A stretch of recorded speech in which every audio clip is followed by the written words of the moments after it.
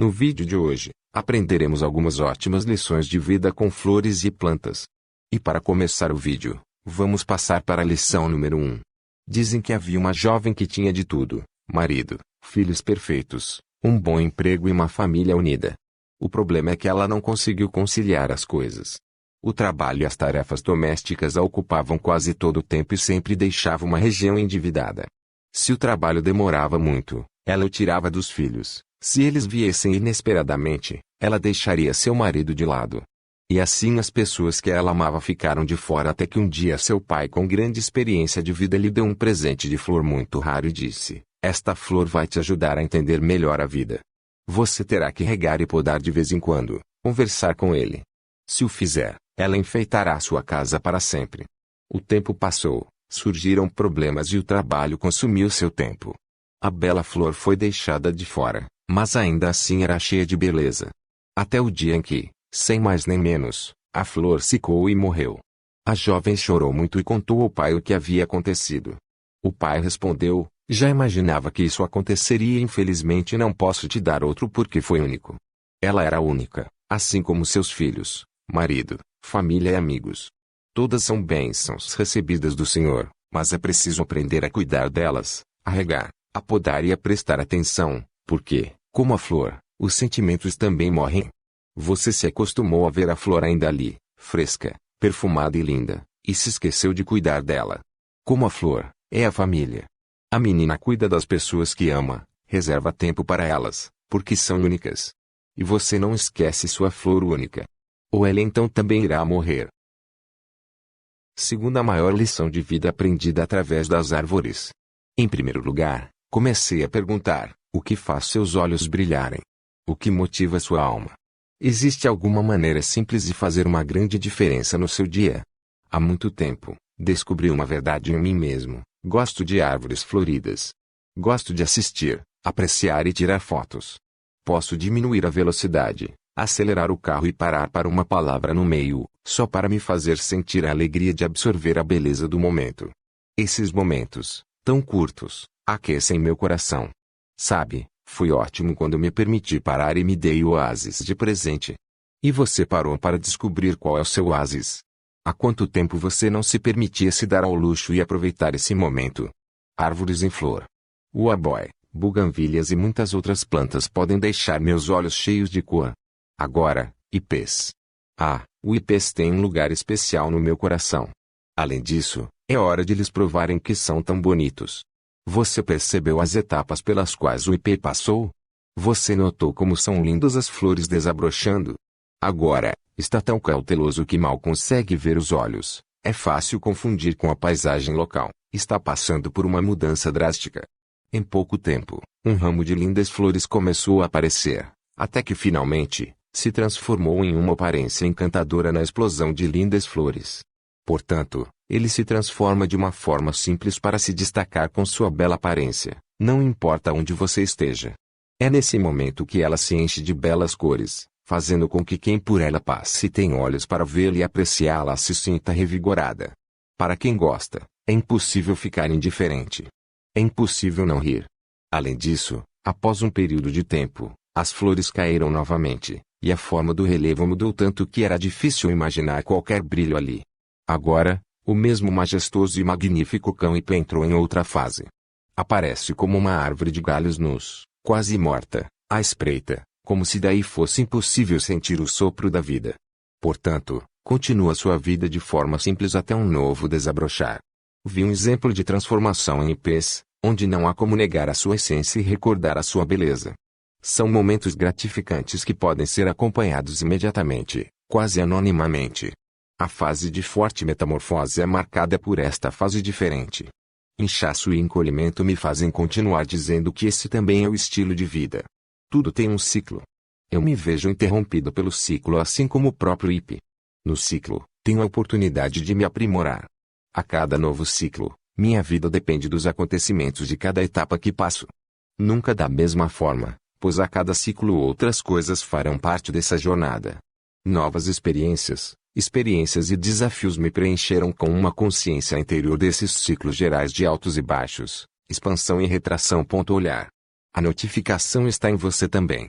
Nada é linear. Tudo faz parte de um grande espiral contínua, cheio de começos e fins e outros começos. Esta é a minha vida, esta é a sua vida. Olhando para a IP, descobri que a queda da flor não significa que acabou a beleza. Faz parte de todo o processo. Uma nova flor surge na hora certa. Aprendi que tudo leva tempo e tempo, e as atualizações são uma parte irregular e necessárias para o renascimento. Quantas vezes já experimentamos esses ciclos em nossas vidas? Quando voltamos a florescer, quantas vezes olhamos para trás e nos surpreendemos com os poderes que existiam em nós? Esses poderes nos permitem experimentar a transformação e a deterioração que a vida nos convida a fazer. Aprendi que, principalmente com o pessoal do IPs, embora haja a vida, é preciso entender que tudo faz parte do processo de aprendizagem contínua e de autoaperfeiçoamento. Nada fixo ou certo. É muito sábio estar preparado, aceitar esses movimentos, observar com amor e contemplação. Aprendi a parar de resistir e me render ao fluxo de amor que me penetrou. Aprendi a compreender e sentir que, de fato, tudo passou, tudo tem um ritmo. É impossível manter esse fluxo, porque a própria vida continua e as novas flores que vão aparecer na mesma ilha de Ipis. Eu dormi lá por um tempo agora. Aprendi que a vida é como o ciclo da natureza, como uma grande dança, onde uma grande sabedoria governa tudo. Tudo é mutável. Assim como as folhas verdes dão lugar às flores, sementes e galhos nus. Este ciclo está completo. O inverno está aqui e nada pode impedir sua beleza de se manifestar em seu corpo. Forma brilhante. Sempre que leio um IP, sempre me lembro da esperança, pois sei que novas folhas vão aparecer nos galhos já vazios e as flores vão aparecer novamente. Sempre que leio um exemplar de IPs, lembro-me sempre esperançoso, pois sei que dos ramos que agora estão vazios, logo vão surgindo novas folhas nos seus ramos e as suas flores vão aparecer novamente, como a fênix, renascida das cinzas. Aprendi que as pessoas dos IPs têm tempo para florescer, tempo para encolher, tempo para atualizar e tempo para esperar. Tudo florescerá no devido tempo. Está tudo correto. Através da observação, você pode inspirar e criar muitos poemas. Portanto, esta nobre árvore continua forte e poderosa, dançando no ritmo da vida, nos mostrando que mesmo no inverno, podemos renascer e prosperar no nosso modo de viver. Isso é você. O que você pode aprender com o IP? Vamos para os lírios. A próxima lição importante. Os lírios pertencem à família Liliaceae e são encontrados originalmente na América do Norte, Europa e Ásia. Sua forma enche os olhos e seu aroma é inebriante. Por isso e muito mais, o lírio do vale não poderia faltar, merece uma postagem completa para ele. Venha comigo. Junto com as rosas, os lírios são as flores com o perfume mais inebriante. Algo atribuído à feniletilamina, substância capaz de potencializar a síntese de endorfinas em nosso corpo, proporcionando uma sensação de tranquilidade e bem-estar. Os lírios fazem parte da história humana. São plantas cheias de mistério, magia e charme. Uma trajetória que mistura lendas, misticismo, religiões, simpatias e crenças, além de beleza, é claro. Desenhos de lírios foram encontrados nas paredes de antigos palácios gregos, em homenagem à deusa Hera. Disse também que existia uma lenda que atribuía à flor a capacidade de reconciliar amantes que romperam relações, mais precisamente através de um pedaço de sua lâmpada. A maioria dos lírios vem do cruzamento de suas espécies, resultando em cores e variedades impressionantes. Eles são os lírios híbridos. No entanto, algumas espécies são nativas dos trópicos, em áreas de grande altitude.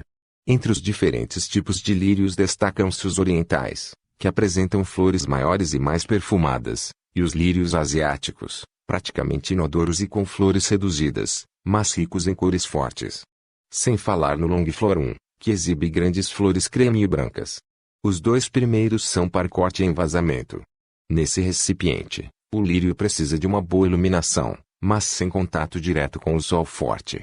Outro cuidado diz respeito ao substrato, que não pode secar completamente. É importante regar com a frequência necessária, até chegar ao ponto em que a água escorre pelos furos. Apenas evite o acúmulo de líquido no prato. As características físicas, que incluem o longo caule, conferem à flor uma imagem elegante. Não é à toa que é um dos favoritos para decorar eventos e palácios. E até hoje eles são símbolos dos escudos da família real na Europa. Um dos significados atribuídos à palavra lírio é amor eterno, que lhe teria sido dado pelos chineses, que cultivam a planta há mais de 3.000 anos. Na China, o lírio também é sinal de abundância, a flor está associada à chegada do verão. Em várias outras partes do mundo, os lírios são considerados os reis das flores. Mesmo assim, eles têm uma simplicidade impressionante. Os lírios são frequentemente mencionados em livros sagrados como a Bíblia. Essas plantas se referem à pureza, inocência e castidade. Por essas razões, eles geralmente aparecem em buquês de noiva. Porém, à medida que ganham importância em qualquer arranjo, podem ser usados várias vezes e oferecidos como presentes. Dependendo da cor escolhida, a direção muda ligeiramente. Mais especificamente em relação aos lírios do campo, há toda uma representação espiritual ou comportamental, baseada na fala de Jesus durante o Sermão da Montanha, referido nos evangelhos de Mateus e Lucas: olhem os lírios do campo e olhe para os pássaros no céu. Parte do texto diz: vede os lírios do campo, como crescem, não trabalham nem fiam. O lírio é uma flor que não dura muito. E foi mencionada por Jesus como a flor mais delicada e bela. Na verdade, os lírios do campo estão por aí, lindos, exuberantes, independentemente de os humanos perceberem sua presença ou não. Não é uma planta rara. Pelo contrário, é comum e não há nada de extraordinário, mesmo com sua exuberância e perfume. Mas é fascinante, puro, bonito, decorar o ambiente e falar ao coração, transmitir algo de bom. Em nosso contexto atual, de profundo personalismo, de superestimação exagerada de nós mesmos, os lírios do campo fazem bem em lembrar que, afinal, é bom manter a humildade no passo. Religiões à parte. Nunca é demais pensar nisso. Em sermos humildes em nossas vidas. Mais uma lição para a vida. Estou decorando minha nova casa. Tenho uma infinidade de itens para escolher, mas um em especial me intriga: que planta será a melhor escolha para meu lar? Um cacto talvez? Dentre todas as opções que vejo em uma floricultura, uma me chamou a atenção: cactos. Diferente das rosas de evidente beleza, os cactos têm aparência espinhosa, resistem a climas secos e hostis, mas surpreendentemente podem se tornar alimento e salvação na hora em que menos contamos e mais precisamos. Olhando para aquelas infinidades de espécies, pensei nas empresas. Percebi que pessoas e plantas possuem muitas semelhanças. Algumas pessoas são como os cactos. Elas costumam ter uma aparência árida e são cheias de espinhos. Os espinhos são proteções que, para garantir a evolução da espécie, foram desenvolvidas para adaptação ao ambiente em que vivem. Ou seja, antes de condenar uma pessoa a cactos, pense que você pode ter contribuído para a formação dela. Afinal, quantas pessoas para não se machucar, ou apenas sobreviver no mundo corporativo são secas e cheias de mecanismos de defesa? Nesta altura do artigo você já identificou quem é seu colega, ou chefe cactus, não é mesmo? Coisa estranha é imaginar que figuras tão antipáticas podem nos ajudar em momentos tão adversos. As pessoas cactus são assim, pragmáticas e objetivas, sem nenhuma preocupação com o marketing pessoal ou com os relacionamentos. Focam no objetivo e não nas pessoas, contudo têm dentro de si a capacidade para alimentar e ajudar os outros. Sua resistência, e por que não espinhos, lhes conferiu uma resiliência única, capaz de acumular experiência suficiente para ajudar os outros em momentos onde muitos desistem. Os colegas cactos são surpreendentes porque logo recebem o rótulo de pessoas inacessíveis e brutas, mas como podem ser generosos e férteis, mesmo em situações desérticas. O que você precisa saber sobre essas pessoas é que dentro dessa estrutura montada para repelir e machucar existe uma rica fonte de alimento. Pessoas cactos têm espinhos, mas sobreviveram a condições que nenhuma rosa ou girassol imaginou ver. São pessoas resilientes que, embora tenham uma forte camada de proteção, se bem geridas, podem se tornar bastante produtivas. Mas é preciso ter sabedoria e dar tempo ao tempo, pois algumas espécies levam muitos anos para florescer pela primeira vez. Contudo, depois da primeira florada, nunca mais deixam de nos surpreender com a beleza rara da flor do deserto.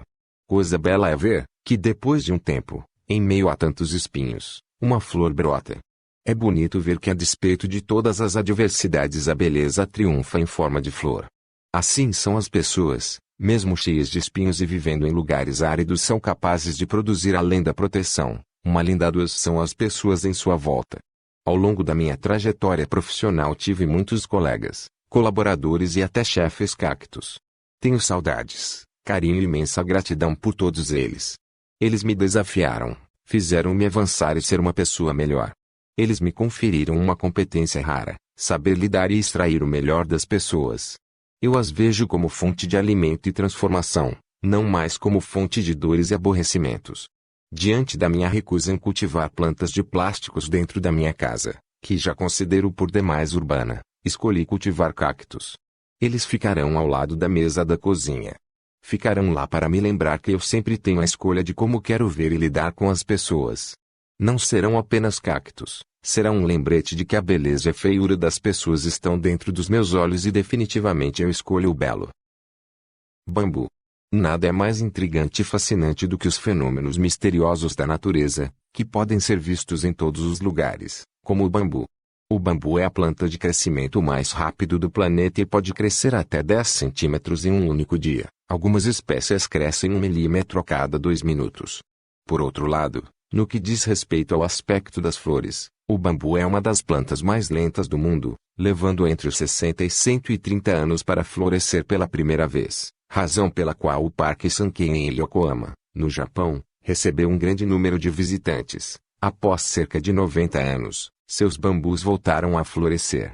A última vez que tais flores apareceram no parque foi em 1928, e a peregrinação dos visitantes confere um enorme significado ao evento, pela sua raridade e portanto pela sua beleza, uma experiência que provavelmente só viverá uma vez. Ainda geralmente um mistério, como tanto na natureza. As flores de bambu são discretas e pequenas, mas sua relação curiosa e paradoxal com o tempo é a principal atração, muito parecida com a própria vida. Então começamos a entender a profunda relação japonesa com um fenômeno tão bonito. O grande ensinamento do bambu. Na maioria dos países orientais, o bambu é considerado uma planta nobre e sagrada e possui qualidades valiosas. Nos ensina a lembrar nossa capacidade de lidar com as dificuldades, praticando a resiliência em nossa vida diária por meio da tenacidade da prática. O bambu, apesar de sua simplicidade, é uma das árvores mais resistentes do mundo. É resistente como o cimento e sua tração é comparável ao aço. Porém, não é apenas a sua utilidade que podemos extrair do bambu, ele pode transmitir lições reais. Podemos aplicá-lo em nossa vida diária para nos tornarmos melhores, mais felizes e mais satisfeitos. Antigas histórias japonesas mostram o tamanho desta planta. Depois de uma grande tempestade, um menino que ia de férias para o avô o chamou na varanda e perguntou: "Vovô, venha cá. Explique-me como esta figueira, uma árvore enorme e frondosa, caiu com o vento da chuva, e este bambu, tão fino e tão fraco, ainda está de pé." E seu avô respondeu: "Meu filho, o bambu continua de pé porque teve a humildade de se curvar na hora da tempestade." Figueira queria enfrentar o vento. Se você tem a grandeza e humildade desta planta, você experimentará o triunfo da paz em seu coração. Então, eu sei fazer bambu. Ser como bambu é ter como exemplo as suas características, que nos podem ajudar a desenvolver dois aspectos essenciais para ultrapassar com sucesso qualquer adversidade: resistência e flexibilidade. Existe uma relação entre os desafios diários que enfrentamos e a resiliência do bambu, e tudo começa quando a semente é planejada. Depois da semeadura, não vemos mais nada por 5 anos, porque todo o crescimento é subterrâneo. Embora visível a olho nu, uma enorme estrutura fibrosa radical se espalha vertical e horizontalmente pelo solo. Muitas coisas em nossa vida pessoal e profissional são iguais ao bambu: empregos, investir tempo, esforço e fazer o melhor para impulsionar o crescimento, mas às vezes você não consegue ver nada por semanas, meses ou até anos. Porém, se tivermos paciência para seguir trabalhando, perseverando e desafiando, seu 5º ano virá e com ele crescimento e mudanças. E aí, gostaram do vídeo? Se gostaram, se inscreva no nosso canal, para que você seja notificado assim que um novo conteúdo for produzido. E para que possamos também fazer novos conteúdo para outras pessoas. Ah, e não se esqueça, deixe o seu gostei. Até um próximo vídeo.